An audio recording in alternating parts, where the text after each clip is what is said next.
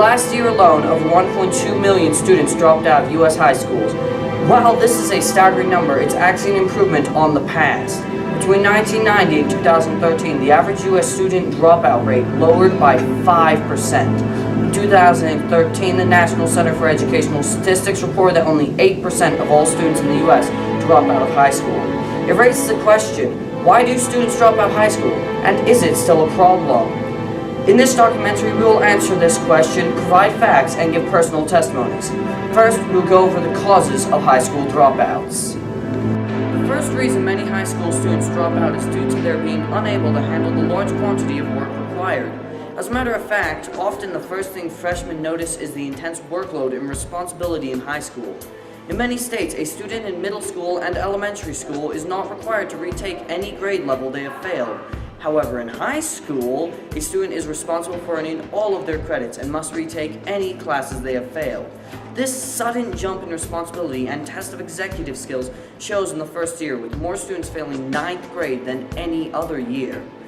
We moved on to ask teachers, students, and the dropouts themselves their thoughts on the responsibilities of high school. I think it affects all students differently. One of the things that we talk about a lot at our school is habits of a scholar, and we use a term like executive skills and things like that. And I get a lot of times students who just say, I'm just stressed. You know, I'm stressed with this and stressed with that, which high school is stressful, right? We all know that the workload and all of those things amp up as you go. So I think it really is interesting that high school kind of is a time to figure out how you can deal with stress and how you can deal with I think the that work. there's a lot of different promoters that surround kids dropping out, and I think that every person has their own reasoning behind it. So I don't feel like, I really love a lot of the kids that end up dropping out, and it makes me really sad to see them go.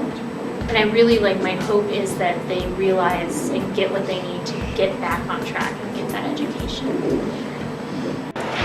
Work, it wasn't too hard. It's just I never do it. Choose not to. I would always meet up with Pat Henry when he'd check up on me, and he told me, he's like, you're pretty far behind on credits, you know. So we're gonna think of some options, and the options were either bridges, move to Glenwood, or dropping out and getting my GED. And I went for the dropping out, getting my GED. It was a faster way. Do you think students see success after dropping out? How so? I think that there are definitely different avenues for success, but the huge thing is having those tools necessary to be successful. And if you are a self-reflective person, if you are thirsty for knowledge and you have strong desires to do something with your life, then you're going to be very successful no matter what you do and how you get there. So I think that there are students that will see success, but I think the ones that think that they're just going to be fine and they don't need school and they're doing it for selfish reasons, or those are the kids that are going to find that they struggle and they're going to get into a lot of trouble. Again, monetarily, they might see initially some success. However, I think with the stigma in our culture, I think the stigma of dropping out is such that, at least in my experience, it isn't seen as success. And maybe it is, maybe a short-term kind.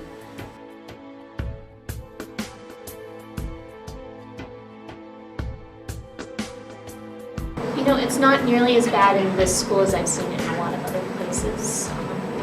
However, I think it's not ideal. You have a lot of kids as though they do not fit into the public school system or that their system isn't serving them. And I think that definitely creates those factors and those problems to have an increased amount of kids, especially in a specific demographic, that drop out. We have a very, very low dropout rate. We have an incredibly high graduation rate, which I'm very, very happy for. And I think that this is a small community that's very supportive, and there are a lot of factors that go into that.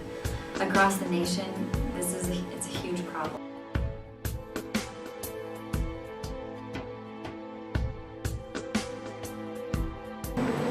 I honestly think that high school isn't necessarily right for everybody at the time that we push kids into. Advisable, definitely not. I think that for every single student, the best option is, for a future with a lot of success, is to have a high school diploma.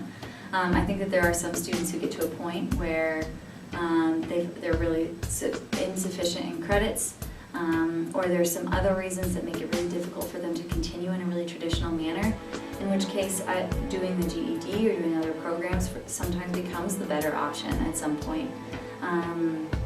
So as far as just purely dropping out and not continuing education, no, I don't think it ever is. Do you think the school system is flawed? How so? Yeah, I think that there are several gaps. I think that we don't provide enough opportunities to really fully explore different cultures. And I think that a lot of kids don't feel that it serves them. And I think they're right, yeah. I think our school system is flawed and has a lot of room to grow. So that's a yes, in that I think it's an incredible system, but it suffers from a million flaws at the same time. And as far as in regards to dropouts, especially on the national level, there are a lot of different things we could be doing in order to make sure that we're doing our best. Do you think you can tell what students are going to drop out? And if so, what are some telltale signs of a student who's going to drop out? First of all, I do believe that it is the role of everyone who works in the school to help make sure that that doesn't happen for the student. But I absolutely do believe that there are some very easy telltale signs. You know, sadly, yeah, there are a lot of indicators there. Freshman year is a really good indicator on whether or not a kid's going to be successful. And we like to be wrong, we really do. But it is easy to predict whether or not a kid's going to be successful within those first few weeks. Their attendance is a huge indicator, you know, their attitude in class, their enthusiasm in their work. Those are all signs of whether or not they're going to be there. And we always hope to be wrong, and we always hope to be able to make major changes for them. But yeah, I think about 60% of the time you can guess when a kid's going to drop out. The previous causes are by themselves rarely enough to convince a student to drop out. So we come to our third and final topic, peer pressure. Peer pressure acts as a magnifier, intensifying other problems. This is due to what is known as mob mentality, for example, where a social grouping develops a general consensus, causing all other members to agree with this consensus. This means that if a group the student is a part of comes to the conclusion that dropping out is acceptable, for example, then the student will also come to believe this. Supporting this argument is George D. Baker, who said that 42% of high school dropouts cited peer pressure as a major reason for their decision to drop out. Keeping with the pattern, we asked relevant figures their thoughts on the matter. How do you think peer pressure plays into dropping out? As far as peer pressure is concerned, I mean, it really, a lot of who you surround yourself by can have a huge effect on who you are, because at your age, high schoolers have a really hard time looking past what people see in them. They're very self-centered. So if you're surrounding yourself with a bunch of people whose ideals are to drop out, maybe yours aren't entirely, I want to drop out, but all of your friends are doing it, then yeah, you're very likely to do it. I think that has a huge role on decisions that you're going to make in high school. That the culture that we have, the family that we have, the friends that we have, the teachers that we have, everything influences us in one way or another. That I know that there are some students when they graduate and walk across the stage at baccalaureate, or they walk across the stage for their baccalaureate ceremony, and they tell me stories about the one person or the group of friends or the certain people that convinced them to stay, to tough it out, to keep going and to not drop out. So I think that peer pressure often works in that way to keep students in, and I think that there are other factors that do the same thing for dropping out. So absolutely, I think it does play a big factor, a big role. I kind of peer pressured more people than they peer pressured me. Like, people would be like, let's ditch. I'd be like, yeah, let's go over here. And they'd be like, no. I'd be like, yeah, let's go blaze or something. I just peer pressure other people.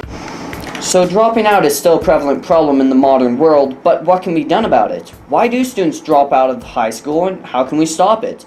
To prevent dropouts, the three issues must be cut at their core by teaching students proper executive skills, creating a school-positive environment, and providing students with true and useful information. People need to support, maintain, and develop programs already in place to prevent high school dropouts. If support drops in these programs, then dropout rates will rise once again. to intolerable levels. However, many of you will likely ask, why does dropping out matter? Those with an education are better prepared for the workforce, can obtain a post-secondary education, and can intelligently participate in our legal system. However, without education, the economy will weaken in the absence of high-level management, crime rates will rise as less people are able to support themselves legally, and technology and science fields will slow in production due to a lack of trained workers. So I ask you, support your local students, maintain the programs already in place, and of course, do what you can do to help your school system, so that instead of a generation of disappointment, we can have a generation of success.